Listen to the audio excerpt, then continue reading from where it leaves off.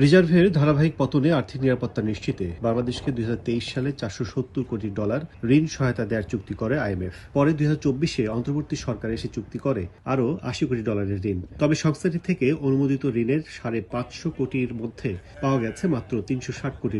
অন্তর্বর্তী সরকার ক্ষমতায় আসার পর ঋণের অর্থ ছাড়ে শুরু হয় ধীরগতি।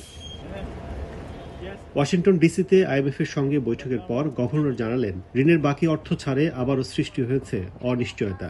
যে সেটা আসছে, আমরা বলছি যে ইলেকশন সাইকেল যাই হোক না কেন, আমাদের যদি পলিসি রিকোয়ারমেন্ট যদি আমরা মিট করে থাকি, তাহলে আমাদের রিভিউটা কমপ্লিট হওয়া দরকার। এবং এই ক্ষেত্রে আবার তাদের মতামত হচ্ছে যে নতুন গভর্নমেন্ট আসবে, তাদের কি মতামত থাকবে, we want to assure of their commitment, সেটাও আন্ডারস্ট্যান্ডিং। গভর্নর জানান, অর্থনৈতিক বেশিরভাগ সূচকে বাংলাদেশ ভালো অবস্থানে থাকার পরও ঋণের অর্থ ছাড় না দিলে প্রশ্নবিদ্ধ হবে উন্নয়ন সহযোগীরা। সবসময় তো আইএমএফ প্রোগ্রামে থাকতে হবে, এখন তো কোনো মানে দাসখত দিয়ে তো আমরা হাসি নেই। আমাদের ইকোনমিক পজিশন তো চেঞ্জ হয়ে গেছে। এখন কি আমার ব্যালেন্স অফ পেমেন্টের জন্য আইএমএফে টাকা দরকার? আমাকে যদি বলে, আমি বলবো যে না, টাকার দরকার। আমাদের হয়তো পলিসি সাপোর্টের দরকার আছে।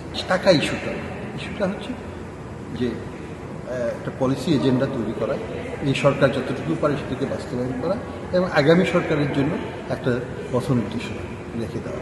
চলতি মাসের শেষ দিকে ঋণের শর্ত পূরণের অগ্রগতি ও পরবর্তী কিস্তি ছাড়ের বিষয়ে পর্যালোচনা করতে বাংলাদেশ সফরে যাওয়ার কথা রয়েছে আইএমএফ মিশনের। কাজল আব্দুল্লাহ, ওয়াশিংটন ডিসি, যুক্তরাষ্ট্র।